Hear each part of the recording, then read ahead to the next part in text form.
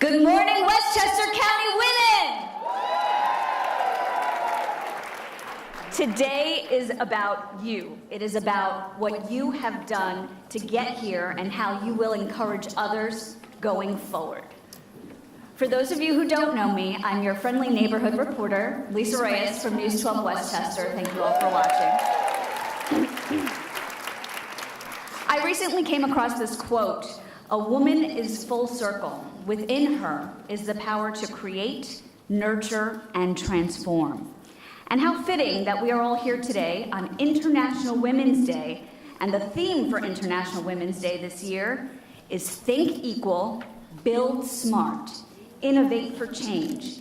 It puts innovation by women for girls and for women and girls at the heart of efforts to achieve gender equality. For me, I'm a proud Puerto Rican. Do we have any Latinas in the house today? I began my career in Roswell, New Mexico, but New York and the Hudson Valley is home. And now I get to create and tell stories of people in my community every single day, which is a thrill and a privilege for me. But before I came here to News 12 Westchester, I was working in Charlotte, North Carolina, and I did a lot of great stories down there, but one moment really sticks out for me that I want to share with all of you. I was at an elementary school, and the principal came over with the cutest little girl, and she said this little girl wanted to meet me because her last name was Reyes, and we shared the same last name. And for her, it was the first time she had ever seen anyone on television that looked like her. And I realized how much more powerful my job as a journalist was. So today you will hear from women from all different walks of life, from all different cultures and corners of this county, all who have found their inner voice, their inner strength, and succeeded. And we're hoping that you will leave here today inspired and uplifted. All of us would not be here today without the vision of some extraordinary women that I'd like to recognize. Our event chair, Crystal Collins. She is the assistant to Westchester County Executive George Latimer. And members of the planning committee, Shari Rosen Asher, the community liaison for Westchester County Executive George Latimer. Shahana Hyder, the advisory board member. She's part of the Westchester County Human Rights Commission. Martha Lopez with the Advocacy and Immigrant Affairs Office. And Robbie Schlapp, she is the director for the Westchester County Office for Women. These women drafted the purpose statement for this conference, and now I ask them to stand as it is read. Here they are in the front. WOW Conversations is dedicated to bringing the women of Westchester together across all boundaries through communication, community, and commitment. The beliefs that we all have about our own potential and our power can propel us forward or hold us back. Today's goal is to expose and examine those beliefs in order to empower, inspire, and activate all of us to say, "I will."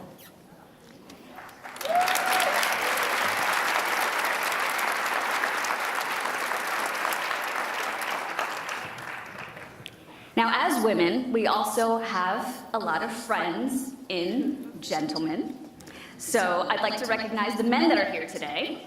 Thank you for joining us. And it is now my honor to introduce Westchester County Executive George Latimer.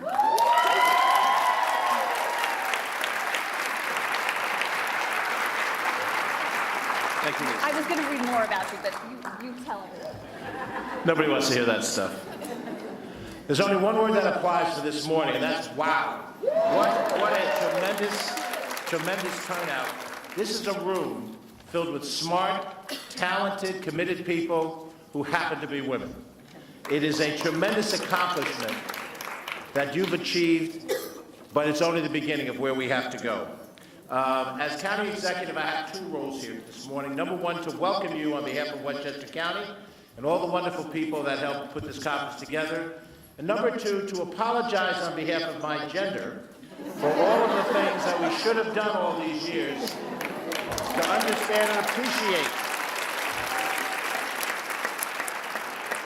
But it is a new day. There's a different feeling in the country, there's a different feeling in our home turf that says that people are going to be judged not by the color of their skin, not by their gender, not by their age, not by their sexual orientation, but as Martin Luther King said, by the content of their character. And that is the only standard that matters as we go forward. Now, we're very fortunate today to have with us two of the most important elected officials in New York State. And you'll hear from both of them in due time, but they deserve a round of applause now. They'll get a round of applause when they come out in due time. Our new Attorney General, Tish James.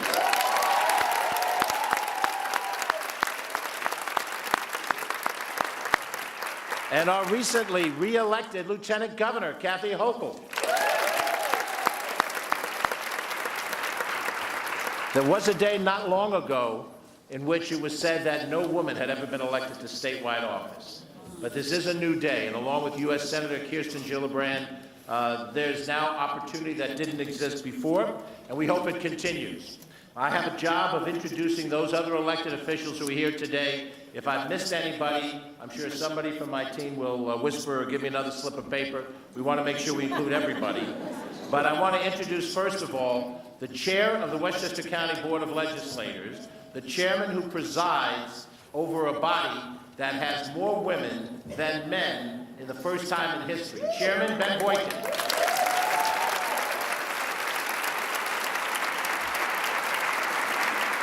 And I might add that Ben has a vice chair, Alfreda Williams, a majority leader, Catherine Parker, and a majority whip, Mary Jane Shimsky, all of whom you may know are women.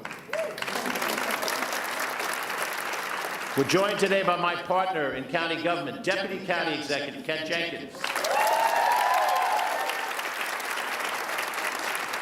We have with us here from the Board of Legislators, Nancy Barr, Terry Clements, Kris Johnson.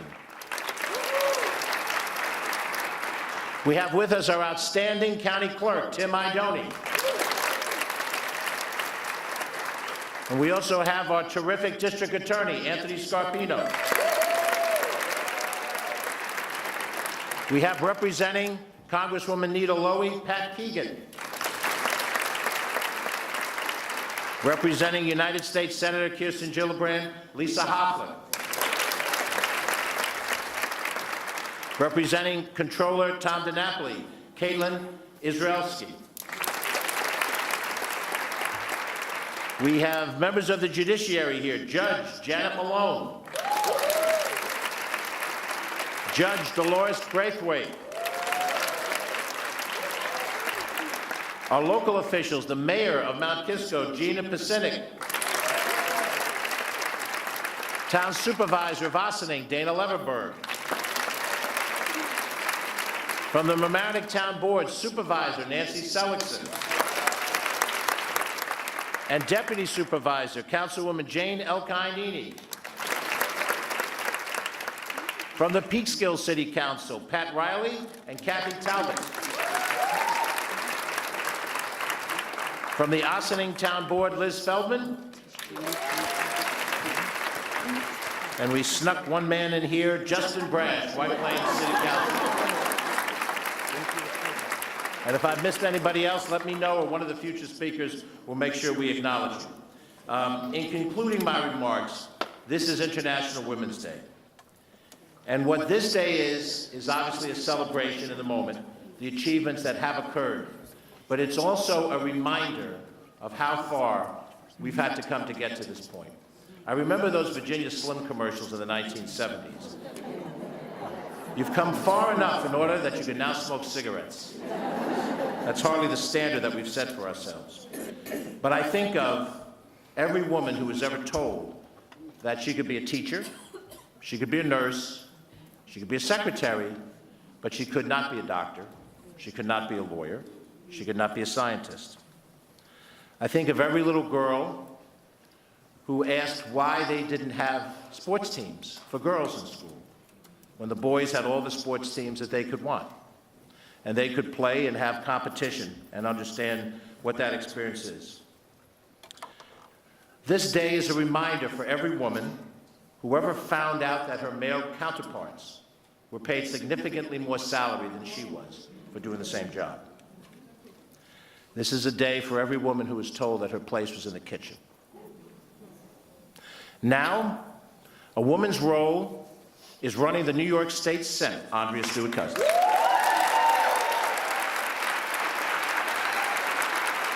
Now, a woman's role is to be head of PepsiCo, worldwide corporation. A woman's role is to be one of the 3 most powerful women in the House of Representatives who heads the Appropriations Committee, Nita Lowey. That's the place for women now. And more seriously, on behalf of my gender, your brothers are ready to stand by your side, to work with you, to help you achieve the things you can achieve, because the only achievement that matters are the achievements that we can do together. Enjoy the conference. Have a wonderful day.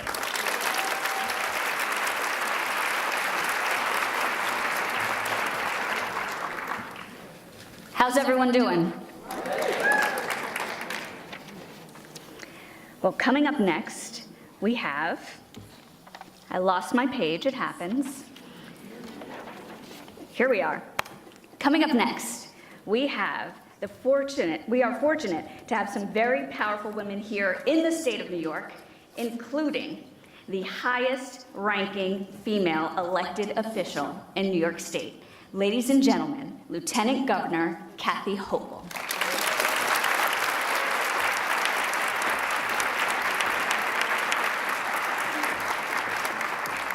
Good morning, Westchester. Good morning. Any women in the house?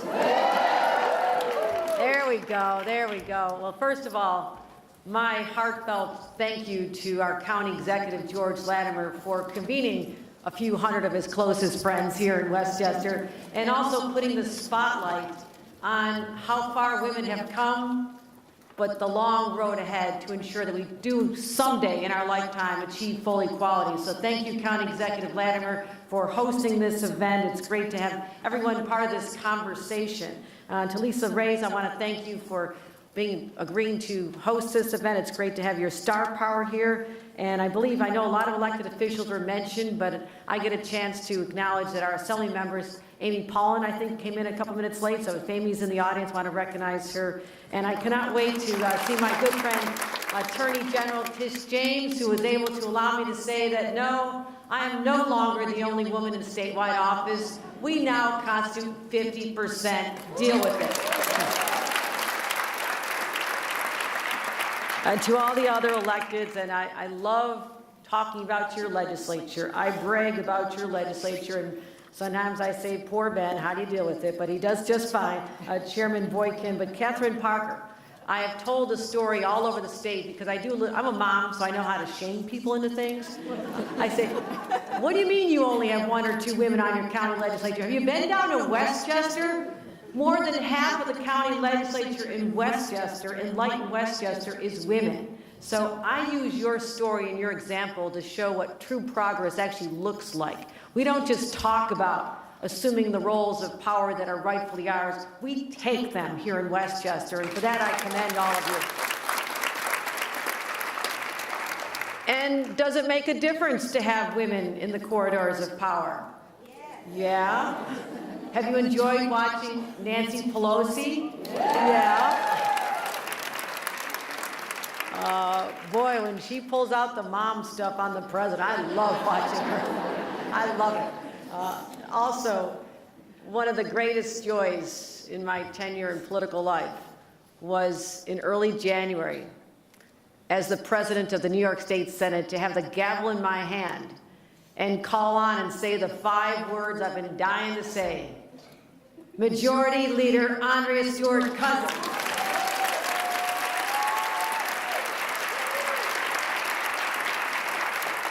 And as a result of the change in the dynamics of our New York State Senate, we've been able to accomplish legislation, get it passed and signed into law, issues that we've talked about for literally decades.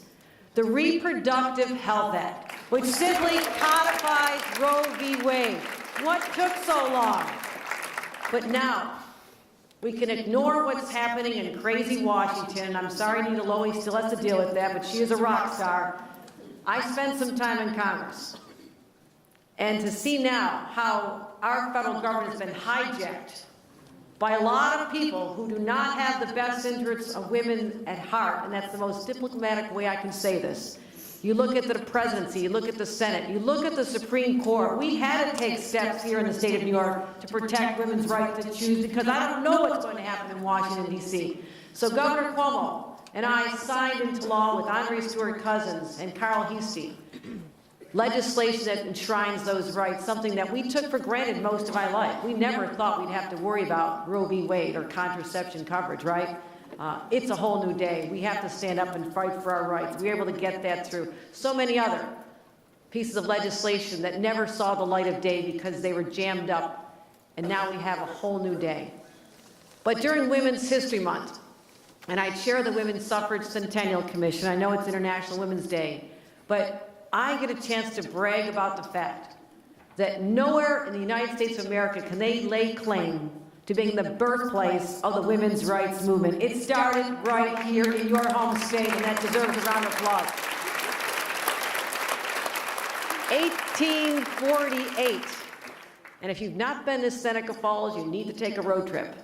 And you need to go there and stand and read the words of the Declaration of Sentiments that were written by brave, audacious women and the enlightened men who stood with them in their time. And those words are inscribed on a wall, a stone wall outside. And you could feel the anger dripping from every word of women who had just about had it. They were fed up with their lot in life, being treated as property of men and having no rights, including not having the right to vote. Well, it took them almost another 70 years to change that here in the state of New York. And next year, in 2020, we'll celebrate that the United States allowed women the right to vote 100 years ago. And a lot of people thought we were done. Yeah, that's good news. They thought we were done, though. That meant women's equality. Anybody think that that right to vote meant full equality for women back then? No. We still have a long way to go. And in fact, in 1923, Alice Paul, who was distantly related to my good friend Carolyn Maloney, who was my roommate in Congress, she had the crazy idea of saying that we should enshrine in our Constitution an equal rights amendment that protects women. So you cannot discriminate on account of sex. And they thought she was so crazy, they literally put her in an insane asylum for proposing that. Okay, yeah. Well, why don't we have it today? Are we more enlightened? Do we have the power now? Yes, we do. Yes, we do. And just 2 weeks ago, we launched the governor's justice agenda, which is chock full of issues that still affect women and are barriers to their advancement in their personal lives and in their careers. Pay disparity, the lack of child care. Affordable child care is now becoming a huge economic issue for the state of New York because women are not able to do what they want to do with the freedom of knowing their children are taken care of, and that is holding them back, and that hurts our economy. But the Equal Rights Amendment, we propose this, and I'm proposing a new era ERA that addresses the fact that we still do not have full equality for women today. Women are not free from sexual harassment in the workplace still in 2019, despite the success of the Me Too movement. We still are not paid equally as men. In fact, in April, we have Women Pay Day for white women, because that's how much longer they have to work than white men. Compared to the end of December, they have to work all the way till April to earn the same as men. If you're a woman of color, I'm sorry, you are waiting until August. That's how much more women have to work to earn the same as men. That is injustice. And that is why I feel more empowered than ever before to know that we have more women in elective office, more people won't finally understand that we have to stand up and protect ourselves. And that's what we've been doing for the entire history of New York State. We take to the streets, we march, we shout. And today, we are using social media as a powerful tool to advocate for change. And that is the legacy I feel that has been passed on to us as the torchbearers of a movement that started in our state, 1848, and continued. But until we can look into the eyes of our daughters and say, you will have the same future that's available to your brother, then we are not finished with our business. So continue the conversation here. Push ourselves hard, because we only have a finite time on this planet to make a difference. And hearken the voices of those brave and audacious women who are so far ahead of their time, but they never gave up. They never gave up. We are part of that DNA. That's who we are as New York State women. That is what we should be talking about today and pushing forward until we can finally say at the end of our days, we made a difference. We changed the trajectory of women's lives in the state of New York, just like those brave suffragettes and the women who proposed the ERA and all the foremothers who came before us. So I just put all that on your shoulders. Are you up for it now? I'm fired up. Let's do it. Let's get it done. Thank you very much.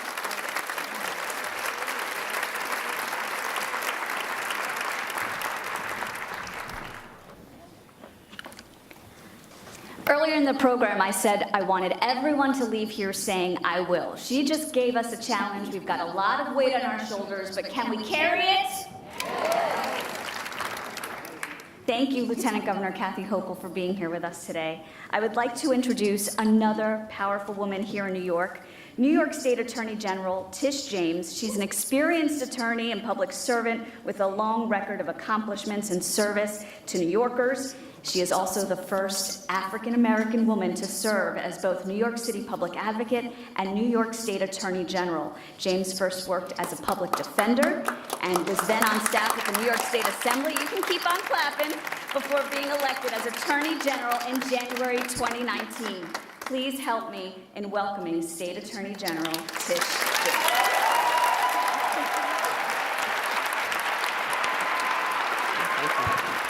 Thank you. Thank you.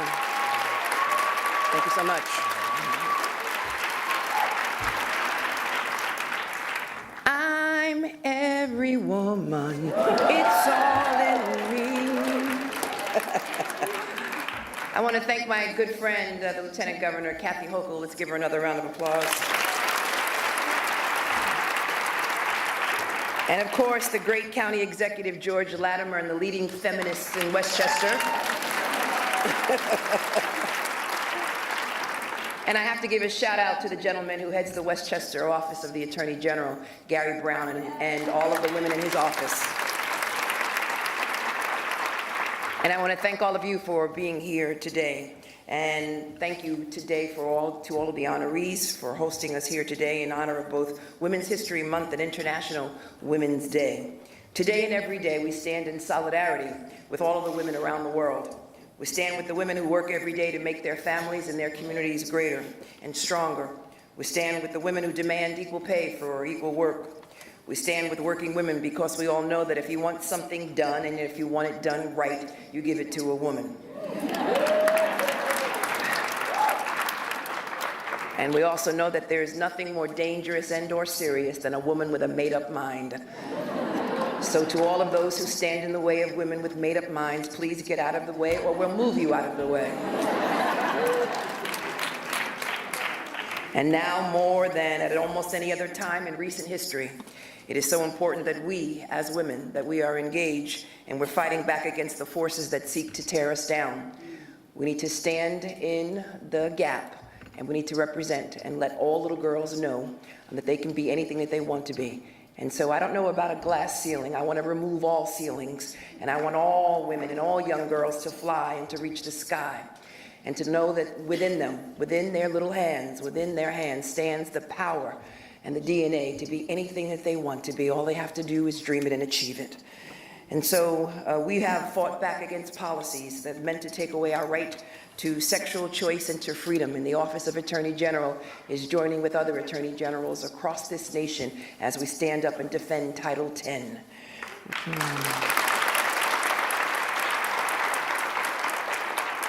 We have fought back against a system in which equal pay for equal work should be more than just a slogan. It should be a reality. And of course, we have fought back by using our most powerful tool, and that is our right to vote, a fundamental part of democracy, to ensure that this past fall, women ascended to key leadership positions in the state and across the country. 2018 was groundbreaking. It was glass ceiling shattering. It was a great year for women, but we're not through yet. We saw more women and more women of color elected to Congress, to state and local governments than ever before. We saw tremendous strides for women right here in Westchester. And we have the first women as a leader of the majority party in Albany, my friend, our very own Senator Andrea Stewart Cousins.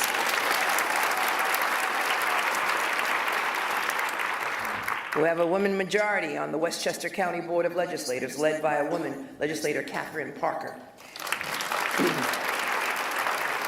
We have a new Westchester County Women's Advisory Board that includes women from across the county to advise and work on issues related to women and families, thanks to the work of the Board of Legislators and County Executive George Latimer. And last year, Westchester banned questions about salary history from the employment process, an issue that I was so proud to lead in New York City as the public advocate, because all women deserve to be paid fairly. And it's important that everyone know that that's not a woman's issue. It's about economic development and about basic fairness. And we also need to increase the number of women who want to own their own business, because individuals say that women should mind their own business, and I say yes, they should be in charge of their business.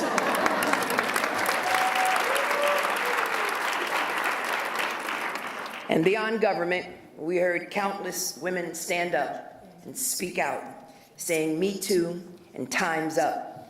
It's really critically important that we say that over and over again, and that we stand with those women and stand up against anyone who would take advantage of a woman and or harass a woman. And so to those men who continue to engage in those types of practices, I say there's a new sheriff in town. And the term "lock me up," lock them up, is something that I'm used to. And we met passionate young girls from across the country who took the fight for gun control in their hands, who demanded clean water and clean air, and who recognized that climate change is real, and that science is real, and that facts are just that, facts. And so it's real critically important that we all stand together, because right now, all of us stand in a very dangerous period in our history, and everything is up for grabs.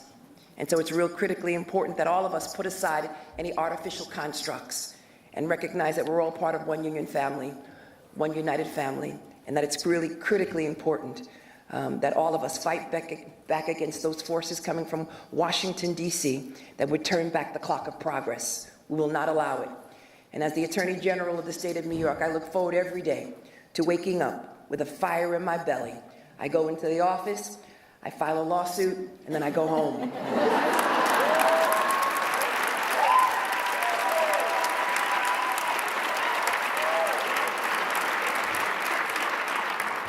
So although the numbers unfortunately don't represent and or reflect the great diversity that's in this room, we've got a lot of work to do.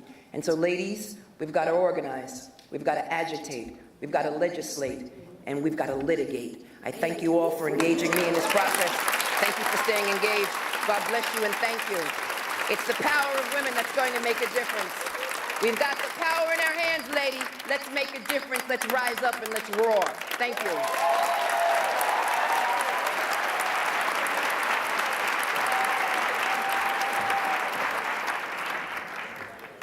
All right, ladies, write that one down. Let's rise up, let's roar.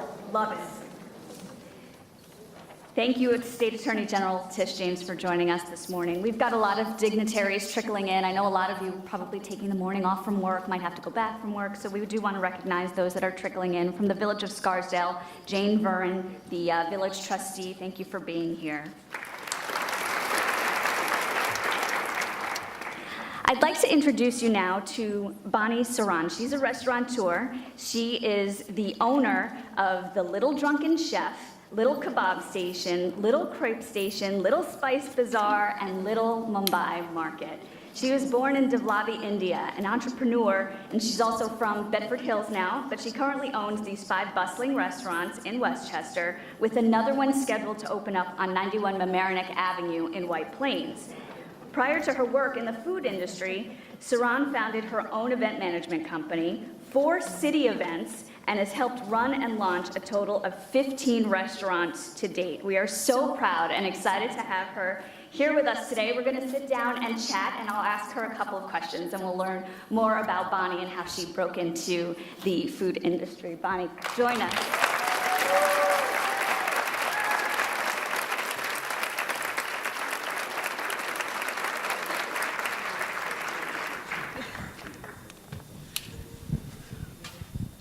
How you doing this morning?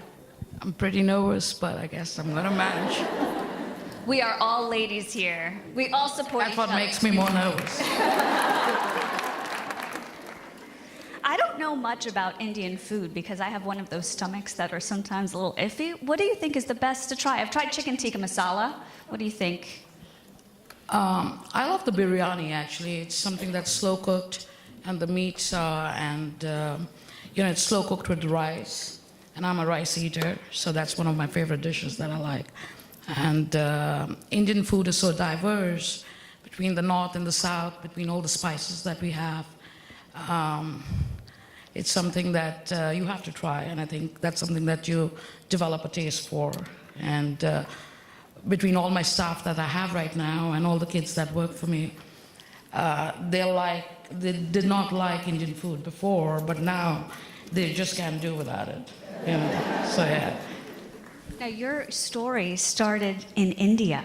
Talk about your journey here to New York and how you broke into the industry. Well, it's a really long story, but I'm going to try to make it as brief as possible. I grew up in a military background in India, and every 2 years my father was transferred to a different area in India. And I was an extremely naughty kid. And I'm not used to being on stage, number one. The only reason I was ever on stage was when I was pulled up by my teachers. And now I'm here for a totally different reason. And however, while I was in India and while I was studying, I floated an event management company. I helped launch Corona in India. I launched Opel Astra from General Motors India Limited. I launched Parker, Yamaha, Kawasaki, all these brands in India. And life was overall good. And way back in 2001, I used to do concerts every year. And on December 9th, I lost my father, and right before coming here. And that was a big blow to me. And I have an older sister who was married. And, as per Indian traditions, now I had to take care of the family, and which is my mother. And so I just wanted to actually just take a break. I wanted to come to a country where I did not know anybody. And I chose the United States of America because I did not know anybody here. And so I came here so I told my mother that I'm coming here for 2 weeks. And it's been 15 plus years. And so that's how I came here. And once I was here, I remember the first restaurant that I ever ate in was called IHOP. And the moment I finished my meal there, I decided to go back the next day. Because as an Indian, I'm so used to warm food, and we eat sandwiches as a snack or pancakes. I'm just used to warm food. And I happened to meet this gentleman who had retired as the CFO of Mobile, and his name was Mr. Girdhar Gopal. And just over lunch at a place. And I think I just lost my father, and he was one of the nicest gentlemen that I've ever met. And we were just brainstorming, and I think, he was like a father figure. And he had a couple of restaurants, and he asked me to just do like an analytical study for him. There was a group that he had that was not doing very well. And so I called up my mother and I said, instead of 2 weeks, I'll be back in 4 weeks. And long story short, from that time onwards, from just managing the entire group to opening very many more restaurants and now owning my own, that's where I am. I did not know what I was doing then. I still don't know what I'm doing. So I'm clearly at the same spot.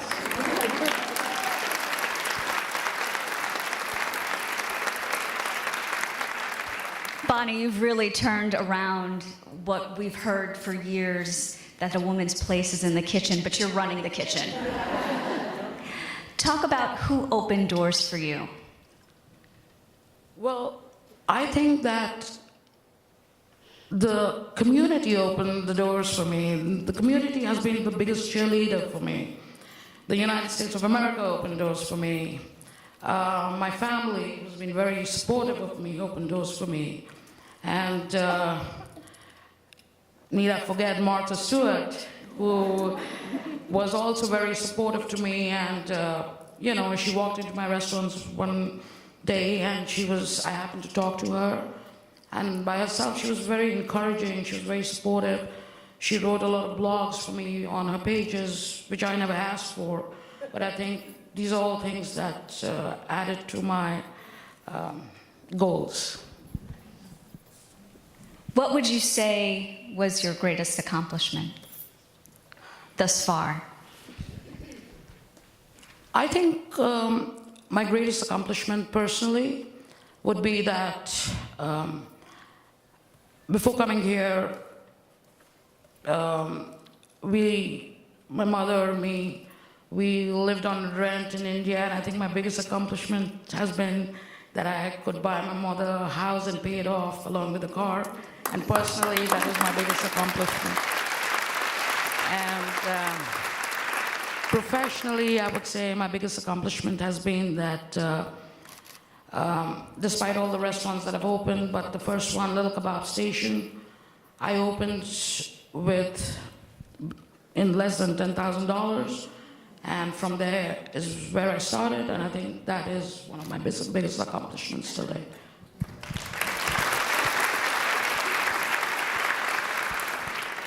This is a two-part question. I'm hoping you could share with us your secret sauce, but in two ways. Your actual secret sauce, and what is the top leadership principle that you've discovered and executed that has contributed to your success? If I tell you my secret sauce, I'd have to kill you.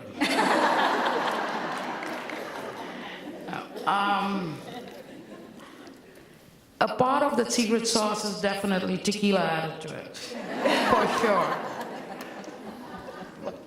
But I think it's basically that I like to lead by example for my team. I like to practice what I preach, I try to draw a line between my work and my pleasure. And I do exactly what I expect my team to do. If I expect them to be there at 9 a.m., I'm the first person to be there. If I'm out till 4 o'clock, I'm the first person who will be there early in the morning. So I try to lead by example, and that's very important in any leadership.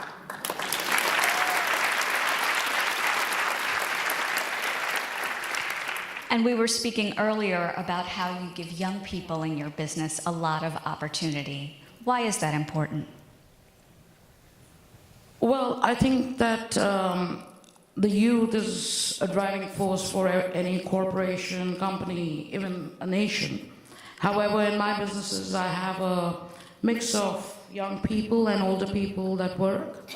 And I think the young people bring in a lot of fresh ideas and creativity and enthusiasm. However, the older lot brings in the experience, and they help train the younger ones to be more professional in their work. And I think it's very important for any successful business to have an equivalent, a balance between the young and the old. It shouldn't be all young or all old, and it creates a very healthy environment. And also, I feel that when I was young, I had the opportunity. I was given the opportunity by my family, and I think that it is my duty to give them the opportunity. And age is just a number, like everybody says, but nobody in my company is over 22 and a half, including me. I think a lot of us as women, as human beings, sometimes we doubt ourselves. We don't have the self-confidence to go after our dreams. What would you say to a young person who comes to you and says, I love to cook, I would love to open my own restaurant, but I just can't do that? That's a good question. I always feel that everybody should fight for their dreams, and it's totally worth it. And, my father's last words to me, which I have tattooed right on my arms here, it says, "Let no one steal your dreams." And I think that's very, very important. And all the other things are very secondary. So whatever your dream as a person is, you have to believe in yourself and fight for it. And that's very important. Now, a lot of you may not be able to see her tattoo from here, but tell us what it says right below. It just says, "Let no one steal your dreams." That was my first tattoo that I got, I think a year ago. And I have a tattoo over here that says, "The devil whispered in my ear, you're not strong enough to withstand the storm. Today I whispered in the devil's ears, I am the storm."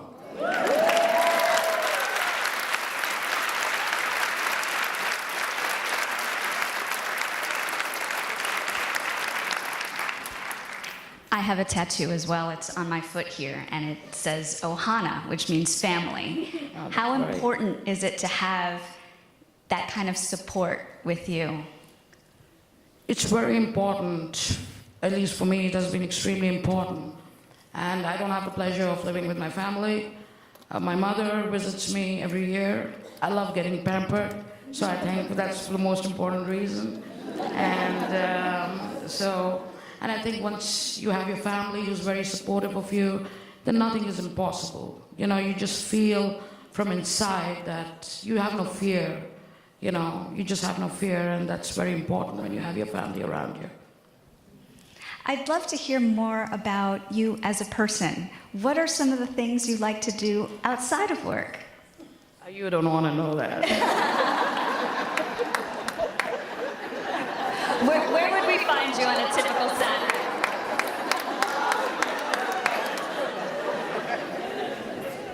Well,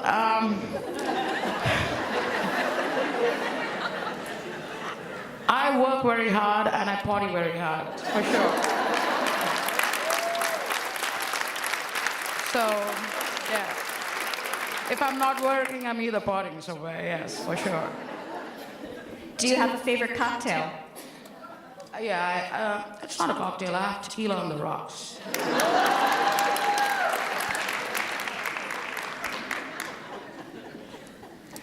Talk to us a little bit more about your latest venture, the restaurant that will be opening on Mamaroneck Avenue. Well, I have a Little Drunken Chef that I'm opening on 91 Mamaroneck Avenue. It's going to be a gastro bar and tapas bar. And I'll be carrying about cuisine from about 13 to 15 different countries. And I've had the opportunity to travel to all these countries. And when I did travel, I realized that, whenever you do travel, you don't really go to all these fancy restaurants. You try to go to the street vendors and you try to eat what is very specific of that place. And while I've been traveling, I try to learn the cuisine up over there. And that's something that I bring back to this restaurant. And I hope that it does really well. We'll also be open late night to party later on Friday and Saturdays. I look forward to seeing all of you at the new location, at the launch of the new location.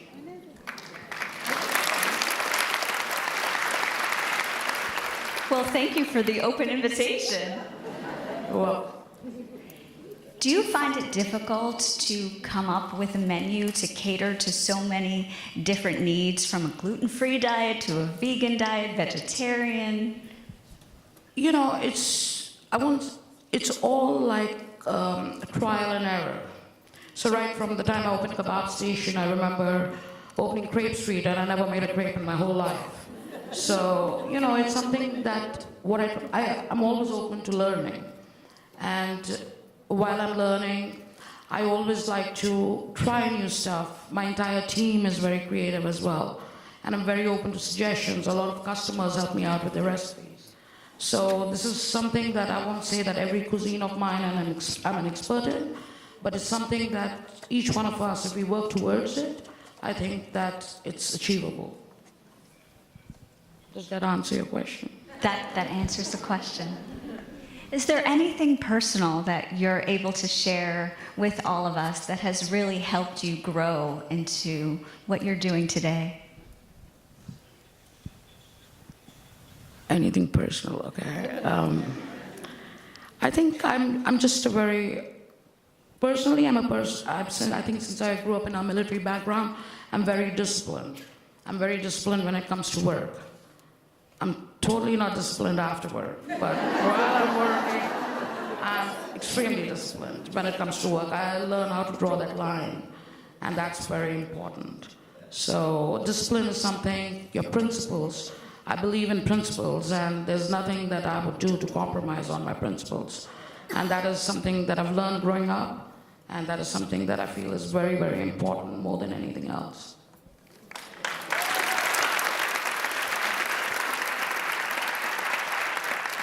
Thank you so much for joining us this morning. Bonnie Saran, everyone. Thank you.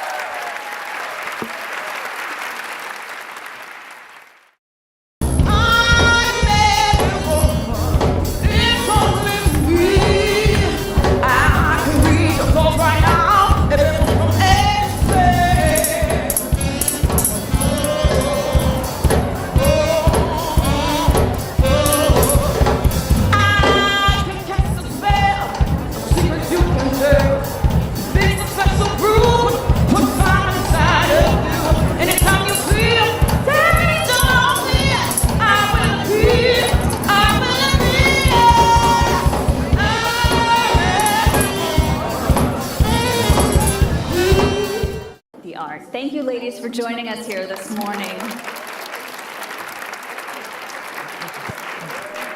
We've got so much more to our program. Thank you for those of you that are staying with us. We've been sitting here for about an hour. I want to introduce you now to a little Zen.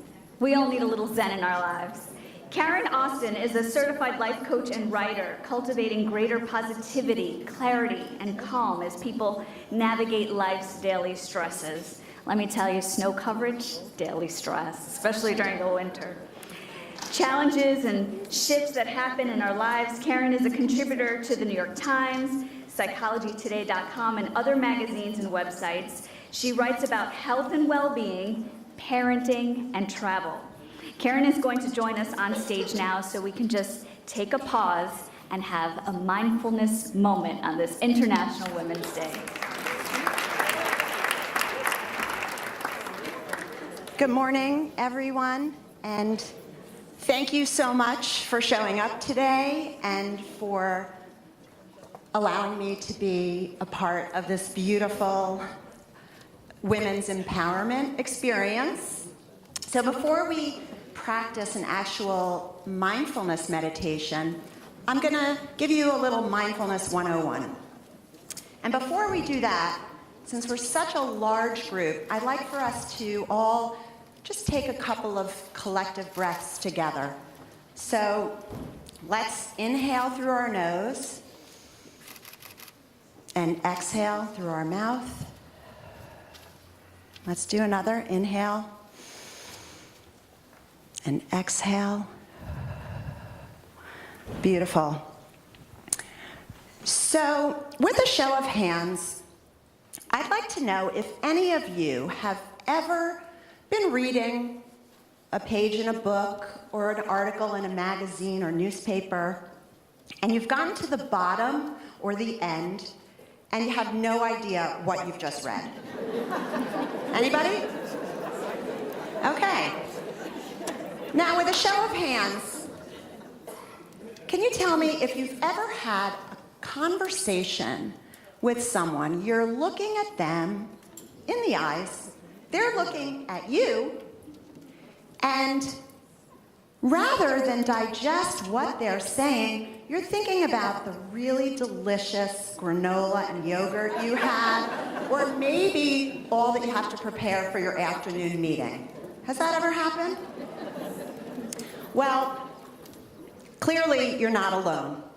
So a few years ago, Harvard did a study, and research showed that 47% of the time we are doing something, we are actually thinking about something else. So digest that statistic for a moment. Nearly half of the time that we are doing something, we are thinking about something else. What is going on? Well, for one, this. External stimuli, all of our devices, are pulling our attention in many different directions. We are training our brains to be in a state of continual partial attention.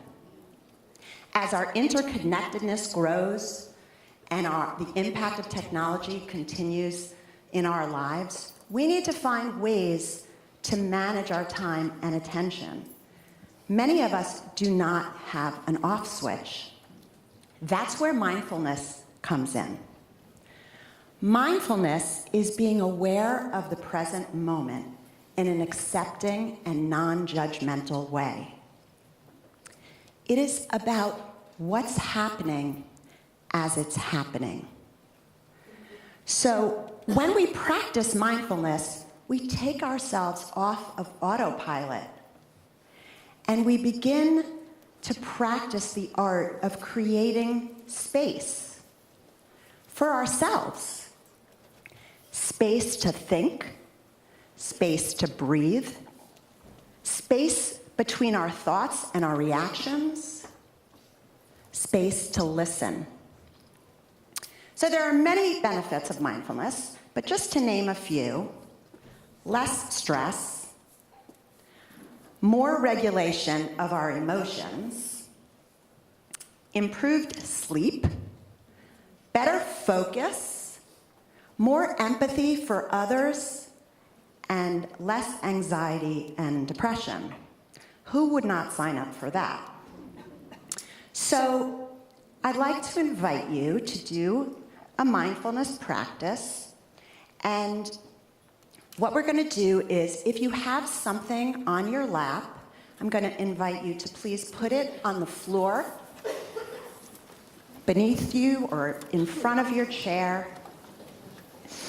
And I'm going to invite you to close your eyes. If you are not comfortable closing your eyes, gently cast them down towards the floor in front of you. The idea is you want to relax your eyelids.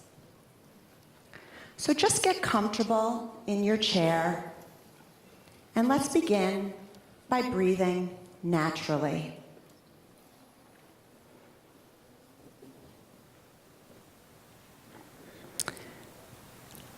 I'd like for you to notice the sounds in the room.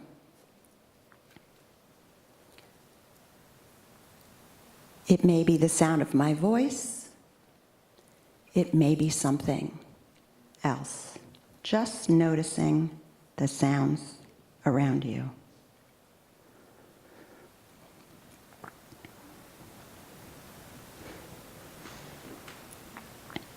Feel your body resting in space. Let your shoulders drop down and away from your ears.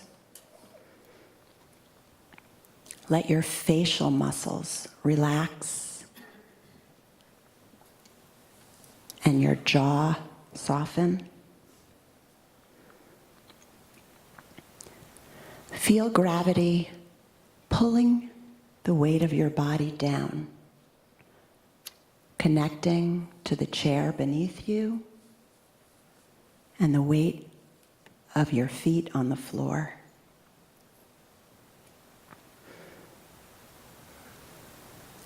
Notice any pressure and any sensations you feel in your body.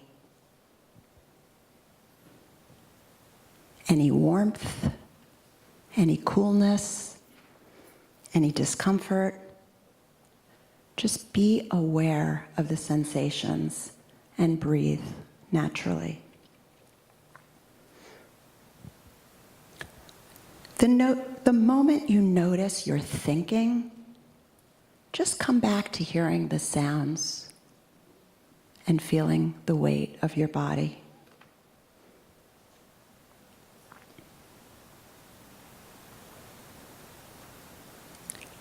Now bring your attention to where you feel the breath in the body, whether you feel it at the tip of the nose or in the rise and fall of the chest and abdomen.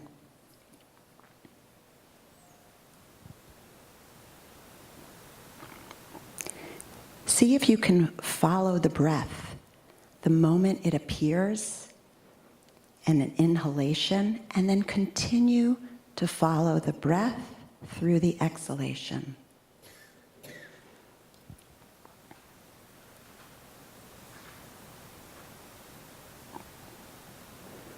Noticing the breath as it rises and falls, one breath at a time.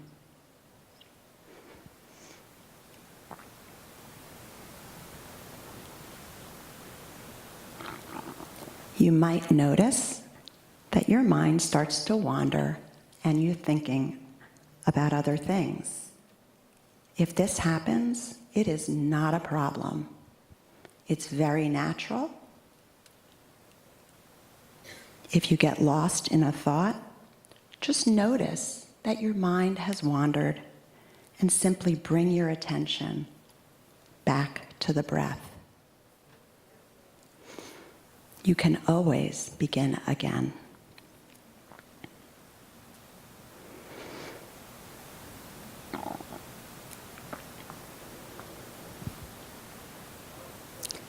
Now take a moment to thank yourself for arriving in this body, in this breath, in this community. And when you're ready,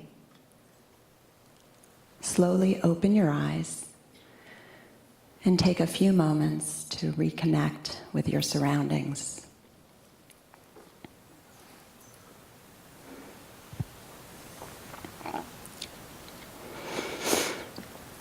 That was a taste of mindfulness, what it feels like to be aware of the present moment when we're not distracted by ruminations of the past and worries about the future. But mindfulness is a practice. When you go to the gym and you lift weights to work on your muscles, having a continuous practice of mindfulness is how we retrain our brain to focus on the present moment. We are literally creating new neural pathways in the brain. I'd like to end with a quote by Tara Brach, who is a psychologist and a meditation teacher. And she says, mindfulness is being fully awake to our lives. It is perceiving with exquisite vividness each moment. I wish you calm, clarity, and many exquisite moments throughout your day. Thank you.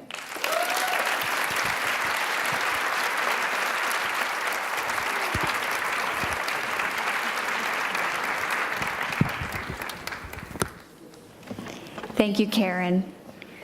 I think we all found our zen for a minute there. She has such a calming voice. Now it is my pleasure to introduce the women of our panel today. Accomplished women, diverse women, women who are making a difference and leading the way. I'm going to introduce our panelists. They will take a seat right over here with me, and then we'll have a conversation. And then you'll get a chance as well to ask some questions toward the end of our program. How's everyone doing?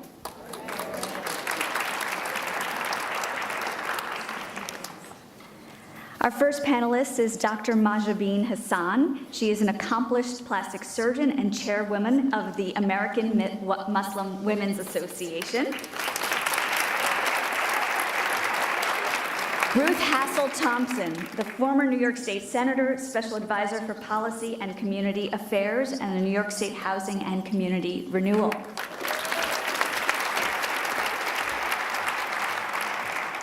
Laura Newman, Senior Director, Institutional Giving for Manhattanville College.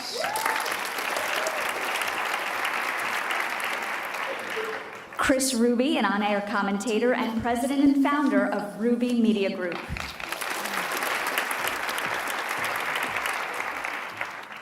And Jin Whang, she is the creative director for Fait Accompli Group and a marketing and advertising specialist.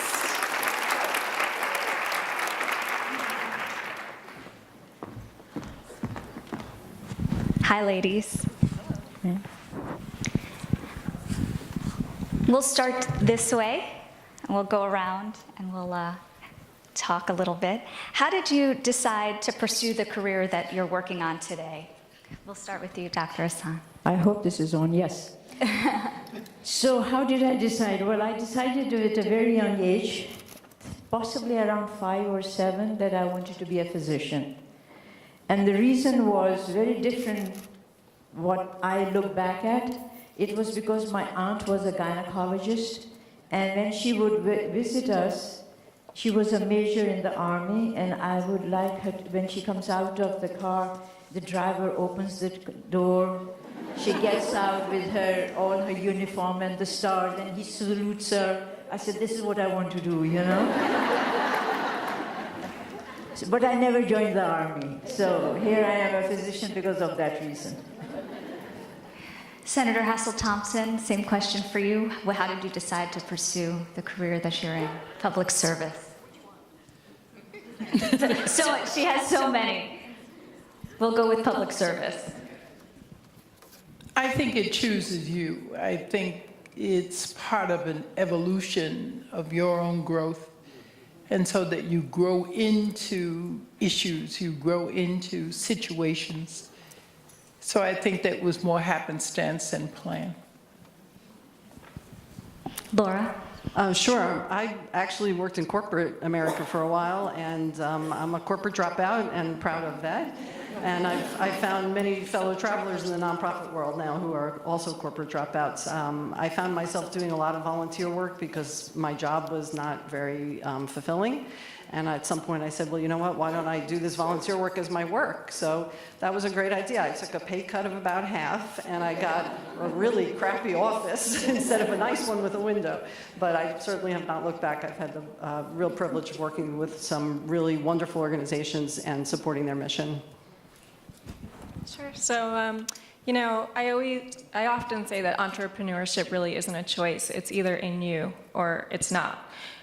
Similar to what you were saying as well. And so I actually went to Boston University's College of Communication, majored in public relations, had 13 different internships by the time I graduated, and I started my company, Ruby Media Group, as soon as I graduated. So I sort of threw myself into it. I had $500 in my bank account at the time, and I said, I'm going to do this. And I used my experience for my internships. I actually never worked in corporate because I just said I'm going to sort of hang out a shingle and do this on my own. So I've been doing it for over 12 years now, but there's this notion that, you know, there's a book called Never Get a Real Job, and I'm a firm believer in that, that if you don't have to, you know, there's another way. You can pave your own way if you want to and work hard enough.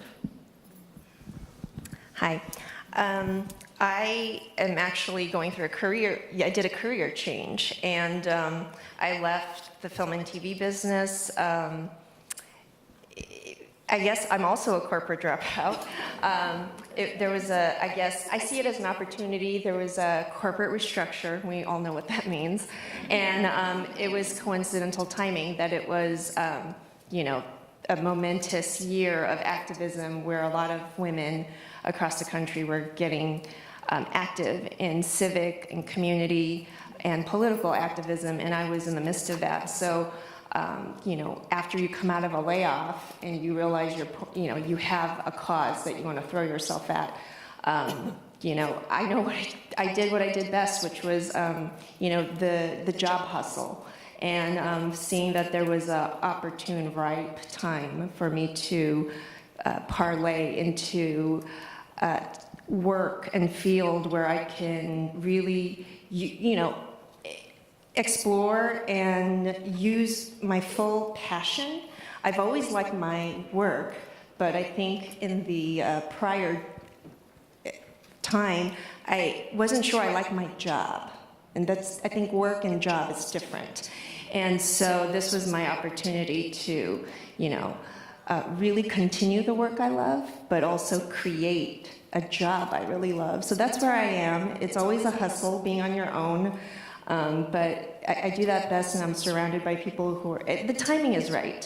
So I felt like this was kismet and organic. So that's where I am. I think a lot of women sometimes find it difficult to find that work-life balance.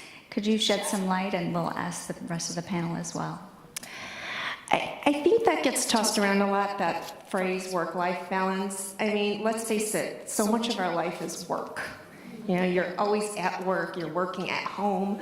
So for me, it was about, I'm tired of trying to juggle and balance and find that line. It was like, if I'm going to be being so involved and knee-deep in work, I want it to matter, and I want it to also align with my personal values and the work that I'm doing at home that my child will see, that it could be something that we can speak to and not have to put away or do it in the closet when he's asleep, or sneaking off to do a text or message, which we do all the time. So I think work-life balance is really about how you want to infuse your time when you're with family, with friends, and if you want to talk. A lot of the times you might be with friends or family and you don't want to talk about work, or you're like, oh, let's talk about something else. And for me personally, I didn't want that to take up so much space, because it could, for me at least, it was negative. So again, climate and timing were right, where we are in the country, where we are with empowering one another. And so for me, work-life balance is really about how you want to manage your personal life, where, no matter if you're working or not. Anyone else? Yeah, so, I saw a quote once where it said, build a life that you don't need a vacation from. And so I thought a lot about that, right? We're often thinking, our whole lives revolve around, when can I get away? When can I do this? But what if you actually liked what you were doing and you weren't constantly thinking about getting away from it? And so it's an interesting philosophy about how you, approach career. As far as work-life balance, in the beginning of my career as an entrepreneur, I had a client one time tell me, if you keep going at this pace, you're going to burn out by the time that you're 30. And I thought, no, he's wrong, he doesn't know what he's talking about. But he was actually correct. And because I burned it from the candle from both ends, and so I was going out to networking events like every single night when I first started, and just everything was about my business. And so I definitely do think that there was some chronic fatigue syndrome and other things that developed because I just maybe also hadn't developed other areas of my life because everything was so focused on business. So I'm not necessarily sure that I even believe in the notion of work-life balance, because again, I think if you're doing something that you love, it's all sort of one. It should come together as one, rather than this idea and notion of this separation, which I think doesn't necessarily exist. So I think that if we sort of focus on self-care and maybe taking out 1 hour of the day where you're really doing something on yourself or for yourself, I think that's a good starting point for work-life balance to consider. Okay, well, this is why I'm not an entrepreneur, because I like to have time off and get away from the work. So, and fortunately, I've worked for some organizations that do a great job of providing work-life balance. I always am interested to hear when this question is asked only of women, and I would like it to be started that this question gets asked of men too.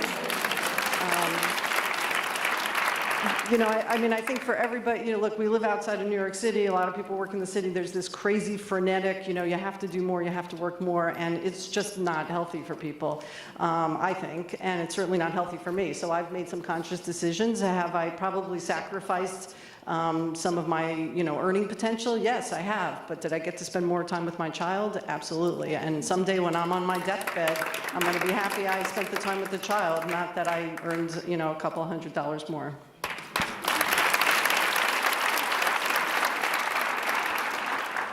Life balance for me is very different, I think, as I would describe it from the previous speakers.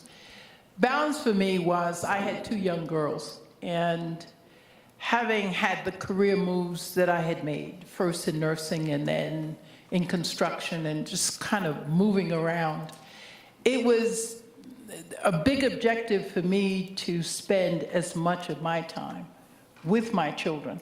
And I took jobs, and I guess I've just been extremely fortunate in that respect, because I took those jobs that allowed me to be a class mother, to be able to go on trips with my children, and to their detriment, they hated it, but it gave me a sense of what their day was like, and being very involved with them, so that the time that I spent away from them working, that I could feel very qualitative in that environment and not feel that I had deprived them of anything. One of the things I think that really influenced that thinking for me very early on, I grew up around adults much more than I did other children. I just never enjoyed playing with kids because I thought that the kids were silly and it was a lot of nonsense. And so I've always found that being around adult women was a lot more exciting, and I learned so much. But one of the things that I learned from 2 of the women who were truly community activists, they were out saving the world. And I looked at their sons, and all 4 of 2, they each had 2 sons, and each of their sons ended up drug addicted and with some other issues. And so I was really frightened that if we didn't spend a certain amount of quality time with our children, saving the world was not going to matter if we didn't save our families. And so,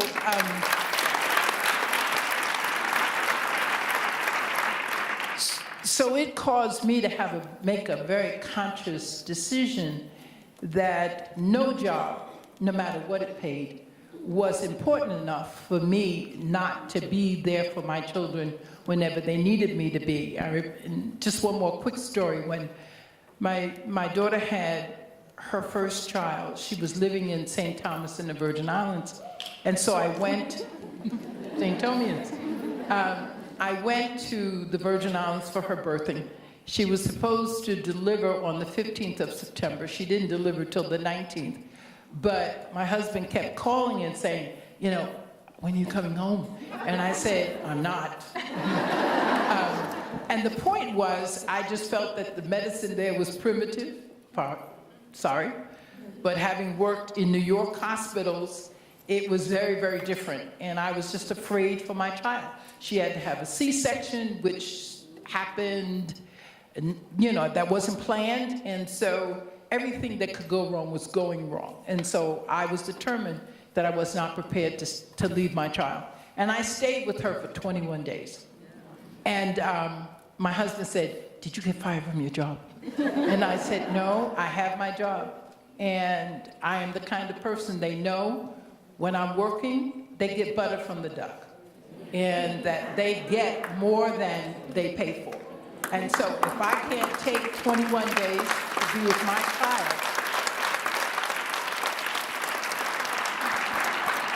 it's not important. And I think that that experience also influenced the kind of legislative things that I pursued to make sure that when we talk about family leave and those kinds of things, my experience is a lot of what is in those legislative initiatives.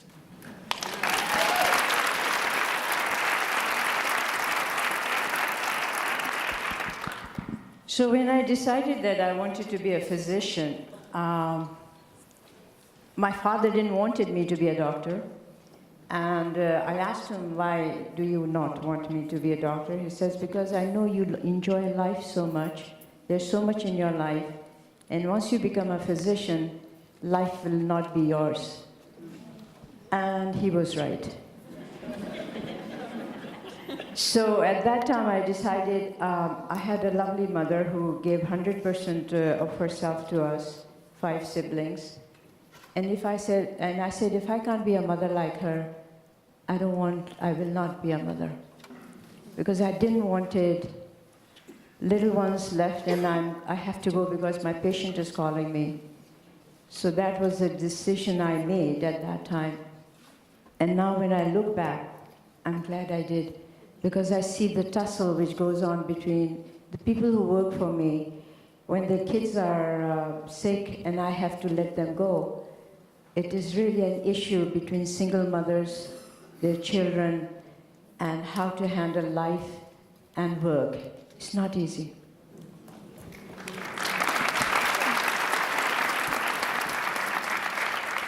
I'm just going to toss this next question out to whoever would like to answer, but was there a specific person that impacted your life and helped lead you to the path that you're on today? Does one person do that? I mean, I tend to say it was my grandmother. Not that she led me to the path, but she gave me the sense of myself that being one of 10 children was very hard for my parents to do.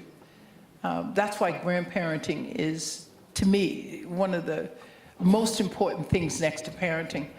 Because when grandparents are a part of your life, they sort of augment. They put, mom and dad bring the jelly and the bread, but, they do the marmalade and the special cakes. And so that they add spice to your life. But for me, it was a grounding because I never had to question whether she loved me. And so that the advice that she gave me was that which, even when it was difficult, it stayed with me. It was always there. She said to me, "You are not pretty." Now, she was not being unkind. She was being very real. She said, "You're not pretty, and we're not pretty people, but we're beautiful. And your job is to find the beauty in you and in life. And where you find it, that's where you will find your success." And I think that finding the beauty in the people that I've worked with in the substance abuse community for many, many years, and working with women in prison. I mean, for 14 of my 16 years, I was the ranking member on the Justice Committee for the Senate. And so I went into every state prison except for 3 in the state of New York. And I visited women in prison, and I talked with women across this state when we did issues around women's issues. I think that the conversations that I used to have with my grandmother continued to stay with me, because she said that women need women as friends. And they need friends, but they need women as friends, because, like it or not, the women are going to tell you the truth, but be there to hold you when the truth gets to be too much.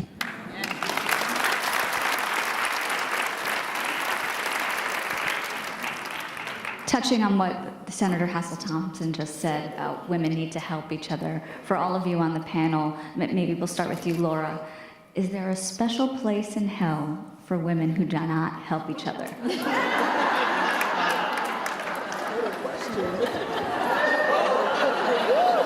Got to start with me.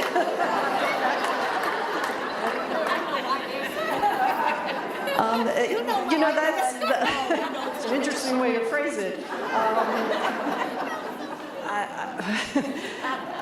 For me, in my experience, growing up, knowing that I was a lesbian at a very young age and not having a whole lot of role models and not finding women like myself wherever I was who could be, someone to help me out or give me that leg up, all the different metaphors we use. I never really found the people who were like me to do that for me, but I also then came across people who were actually trying to destroy me, and my community, and who were hateful and mean, and those are the people who I think, unfortunately, may have a special place in hell.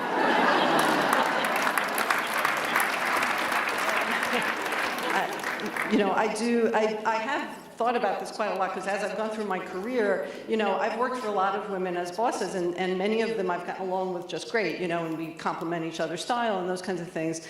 And some of them have been not so helpful, like really, just not bothered to say, I'm a woman, you're a woman, let me help you out here. And I really have been disappointed about that through the years. So, I guess I'm not the only one. For me now, being more senior in my career, I'm able to help some of the younger people, and that actually gives me a lot of pleasure to be able to do that and learn from my millennials in my office and be able to help them navigate. The younger generation coming into work, especially in the fundraising career and the not-for-profit sector, they have a lot of skills. They know what they're doing because they've done a ton of volunteer work and they've been exposed, but they don't know how to navigate the political environment of an office. And having worked in actual politics and even in every office, there is so much that you have to be careful about and think about, and that to me is a way that I can at least help the next batch coming up. I'd like to add, yes, there absolutely is a very special place in hell. I also think that special place in hell also is on earth, and I think right now it's on social media. And I think because so many people now in our culture are so fixated on, the optics of how you live your life and how everything is on public display, I think a public roasting and a takedown of very certain people on social media is a thing now. And I'd like to equate a version of that to people who are on notice, publicly blasted, including everybody who are complicit in, taking down and ruining lives of women and children. So I would like to equate that.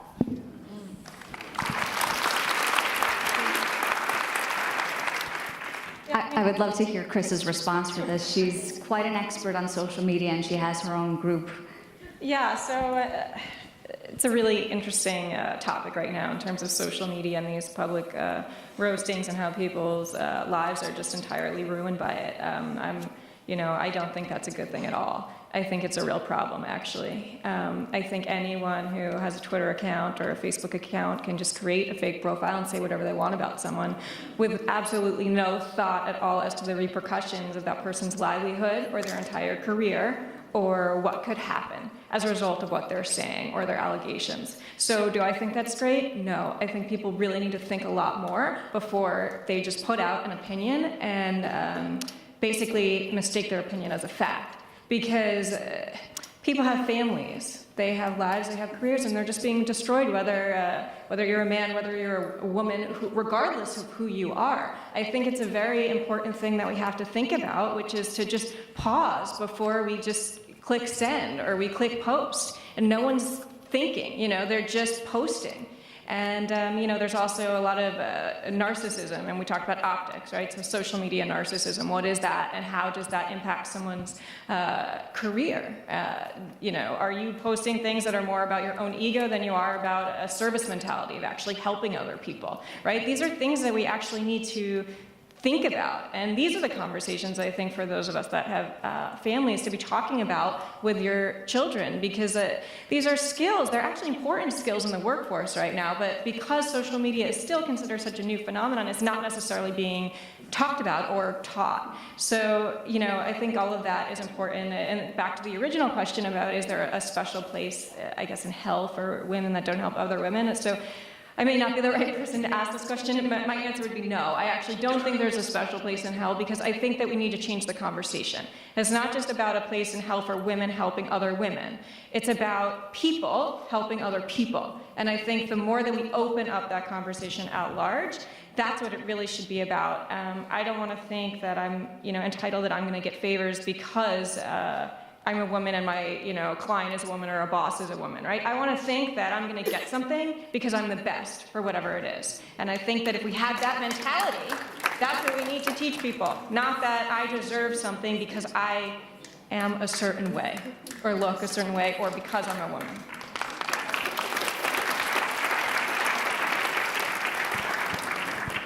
We've been talking about uplifting and empowering everyone. Dr. Hassan, I want to start with you. What are the keys to developing the next generation of leaders in your industry?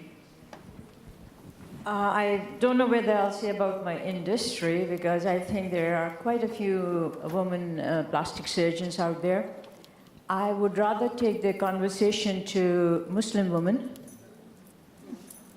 and the role I have to play with the negativity which is out there, which started, unfortunately, soon after 9/11. And the impression was that Muslim women are not educated, and because they are not educated, they can't even work. That was the furthermost untruthful statement which the media gave to Americans. The effect it had on Muslim women and Muslims is far outreaching, which anybody can even think of. What has happened in the last couple of years, and I don't want to name anybody,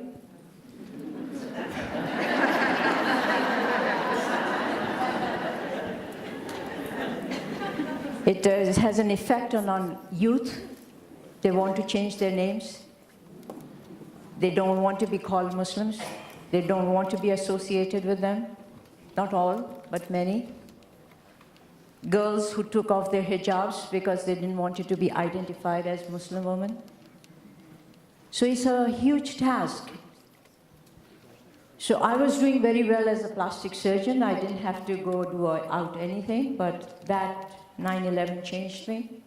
And I felt that the word load on my shoulder was that if I'm educated and I can speak the language which is the second tongue for me, and I don't go out and meet people in the community and tell them what is the real faith, what are the teachings, what are the principles, what has made me who I am, then I'm doing disservice to my faith.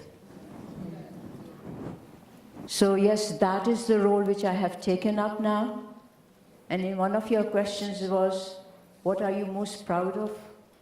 I think the making of the platform American Muslim Women Association, which held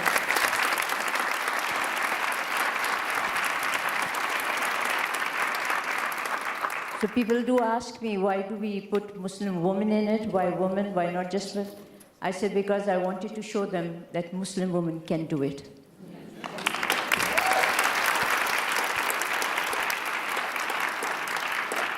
We're going to open up questions from our audience. We've got two microphones. We've got Erica right over there and Carolyn right over here. So if any of you have questions for any of our panelists, please step up or raise your hand and we'll get some questions answered as we continue the conversation. If you guys are taking pictures or posting, make sure you hashtag #WowConversations.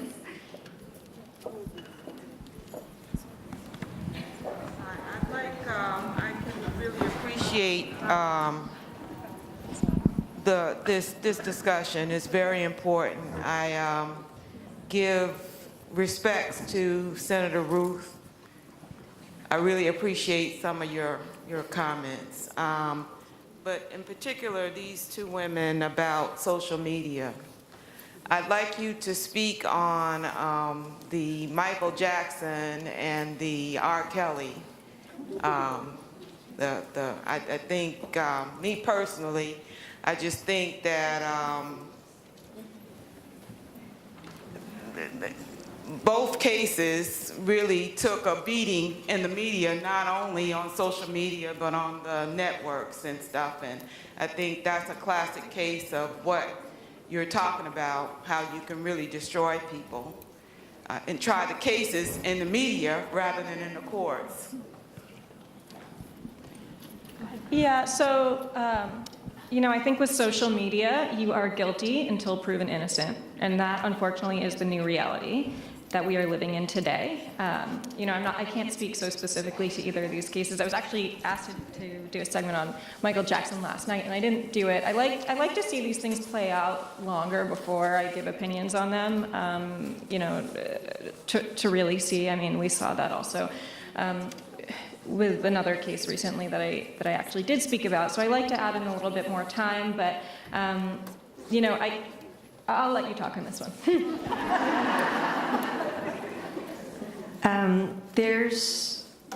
The fact is, social media is a very powerful tool, and when used incorrectly, has devastating effects.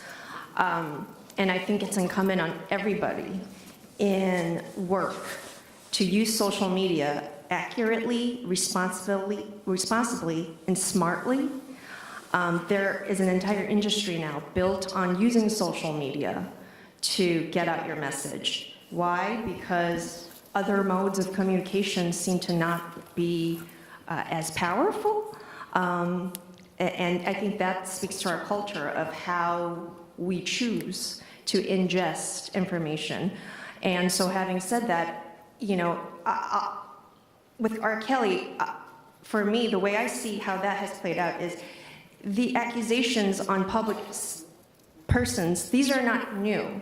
I think how social media, what that's done, I'd like to see it from this angle, is that there has been a movement of women and people working very hard to have their stories told and believed, and it hasn't. And for decades, there are institutions and industries that have silenced those voices. So in times of desperation, activists and groups have basically taken agency in social media to say, you know what, we're done, we're doing this. And that's the power of social media that I think you're seeing that momentum now. Me Too. I mean, the movement has a hashtag. That work has been going on for decades. We just didn't know about it or hear about it or chose not to read about it, or it's buried in page 12 in the papers. The local broadcasts don't cover it. So I think social media is a tool that a lot of people across businesses and industries and groups and organizations are using to help propel their communication, because it has not been delivered in a way where they feel they could have been helped. And I think the two people you mentioned happen to be iconic in our culture, and a lot of people are coming to grips with what that means, and it's all being played out and discussed in social media. A lot of these discussions are not being had. I might see a posting of an article of what happened yesterday with Gayle King and R. Kelly, and to me, I'm not really looking at the coverage of that. I'm reading people's comments. And to me, that is the more important conversation sometimes. So that's how I feel. Are there repercussions of people's lives being destroyed? Absolutely. That's happened before, though. It's not unique to social media or the social media platforms. It's happened before. So I think it's really where you are and who you choose to follow, because all the platforms have now algorithms. So again, you may be getting one side of the story, and I think now our responsibility has broadened where we have to go search and read more. Yeah. I don't want to put words in your mouth or ideas in your head, but I would suggest that one of the issues for me around these two particular, and then Ed, Bill Cosby, add a few others, is that seemingly, even though this is not an issue that, number one, that's new, that has been long going, it is devastating, and I will say this for me, to the Black community, to have our icons be the leading stories in social media and other And you don't have to invite me back. No, you really don't. But when you give me a mic, always expect me to tell truth to power. And there is no power in allowing us to pretend and believe that the way in which social media and other media forms have denigrated the names of these gentlemen has been extreme in comparison to some who have done more and worse who are not. And so it is very difficult. It is very difficult to just push this under and say that there is not that kind of disparity, because there is. And while I do not condone any of the behavior, certainly as someone who has been at the forefront of the domestic violence bills in the state of New York and workplace harassment, it is incumbent upon me to always be sure that people understand that I recognize who the victim here is. But what we don't need to do is create another form of victimization in the process of pretending that we're looking for justice. And that's what I want us to be very careful about.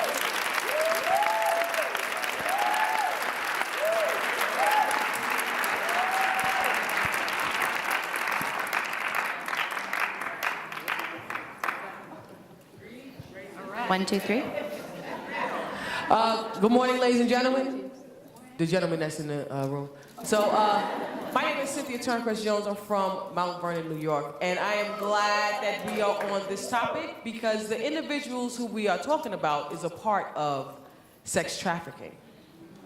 So sex trafficking is rampant amongst our little girls, especially in the suburbs. Once again, especially in the suburbs. In Long Island, in Westchester County, there are girls that are in basements. They're your neighbor. They may be a friend. I only know of this because I sat and spoke with a lady for a very long time on our way up to Albany. And she stipulated that her daughter was preyed on in regards to sex trafficking. And she said the police didn't help her, ACS didn't help her, but it took other women to help her. So I want to ask the panelists, in regards to sex trafficking, I know they say human trafficking, but our little girls are in need of us. And Judge Kathy talked about it last week in regards to coming up with a plan and coming up with mentoring, because the girls who are in this circle of sex trafficking are bringing their other friends into the sex trafficking circle. So what is your take on it? And how can we start this rally towards saving our girls?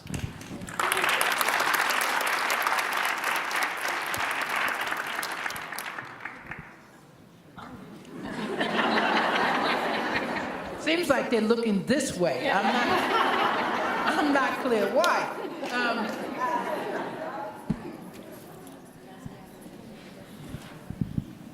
4 years ago, I began a conversation with a Reverend Q, who's a woman who is a minister. She shares a ministry in the Bronx with her husband. They are part of the clergy task force under the Bronx Borough president. And she has just taken off. I mean, one of the first issues that she came to my office to talk about was domestic violence. And as we began to talk about the different aspects of how domestic violence impacts women and girls, we began to talk about human trafficking. I also sit on the UN board, and part of obviously the international concern is about human trafficking, but we've been really very concerned about how many pockets in local communities that we don't know anything about that's going on, and how the young girls are in fact bringing their friends and tricking them into coming into what they think is a career in photography and in modeling. And it's actually another gateway to human trafficking for young girls and boys. And please don't think this is not about both sexes. It is about across gender. It is an issue that, first of all, we have to acknowledge that it's happening. And secondly, we have a barrage of women's groups across this county. And Janiac just sent me something about, you know, women's entrepreneurs and whatever. But we need, while we need to be training our girls to be business savvy, we need to be working on helping them to understand their worth and their bodies.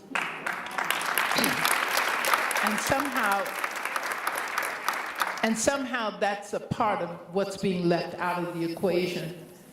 You know, one of the questions that we sort of anticipated, I think, as a group was, you know, what are the things that you have to overcome? And I think many of us in our quiet moments think about, what did we have to overcome as girls? How many of us were threatened with sexual assault by family members? How many of us were put in very precarious situations in our own home life?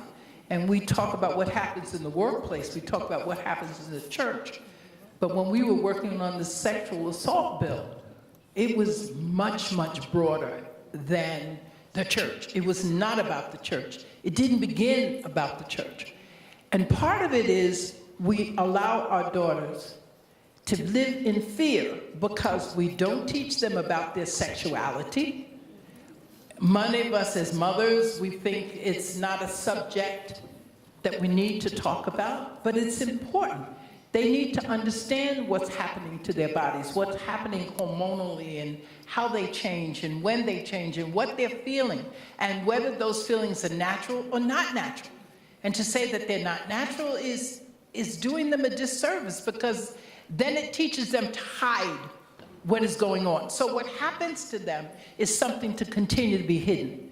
And I think that we have to do a much better job of being conscious when we're talking to our children, and when we see changes, and we do. We see changes when we know that our children are predators. You know, when they've been the prey to predators. We know it. But sometimes we want to deny what we see. We can't afford that kind of denial, because when our children are afraid to come and talk to us about anything, then everything can happen to them. And so I think that that's a place where we start with our own homes, and then we begin to talk about these organized group of women. What are we leaving out in terms of helping girls to understand their worth, understand their value, and know that their beauty is not in cosmetics and in all of the stuff that's being sold, but in the soul and the spirit of who you are as a person.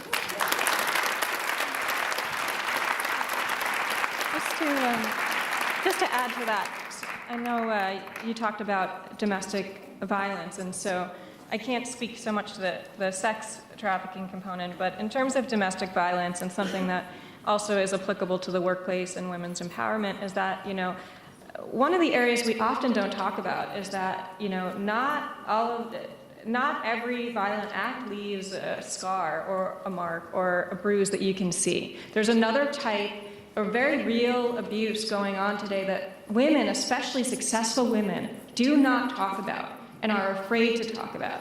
And that topic is emotional abuse and verbal abuse. And this takes place all the time in the workplace. And I speak to so many successful women, myself included, who all have these stories, and we can't talk about it because there's too much shame. We are afraid. There's a power struggle, so we keep it to ourselves. And I want to be very clear that if I could get one thing across, it is be very careful who you let into your life, who you surround yourself with, because this abuse is real. If you are suffering from cognitive dissonance every day, you can't perform. If you are cut down by someone you work with, your ability to perform will immediately go down the tubes. You will single-handedly destroy your own career because you don't see it. It happens slowly and insidiously. And it's not something that others around can often see until it's too late. And so I hope that we can talk about this more as successful women and powerful women, because there is so much shame around this topic. And I hope that we can really think about what are we letting into our lives, and if we're letting something that fragments, get it out. Get it out however you can, with support from other women. Please, life is too short to be in these situations, to work for people that cut you down, to be in relationships with people that cut you down. You're worth more than that. You deserve more than that.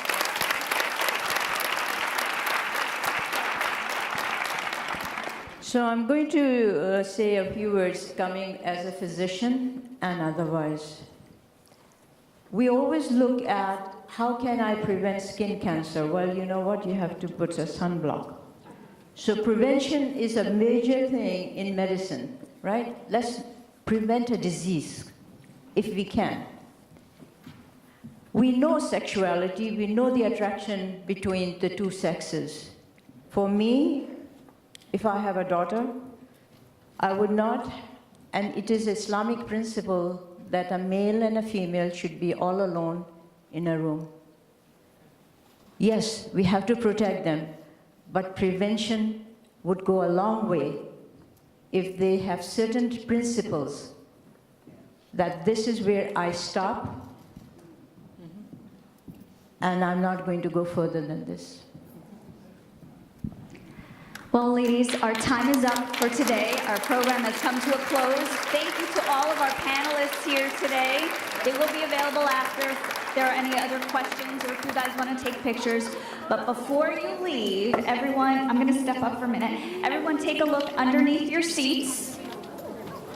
If you have a yellow wow piece of paper under your seats, that means that you're getting a bag from Saran. You guys didn't think we weren't going to give away any prizes, did ya? We are so happy that you joined us today, and thankful to those who shared their stories with us. A big thank you to Sumi Purchase, all of our sponsors, including Transforme, Maria Trusa, and Gina Capelli. I hope you all leave here feeling empowered and powerful beyond measure. Have a great rest of your day, everyone.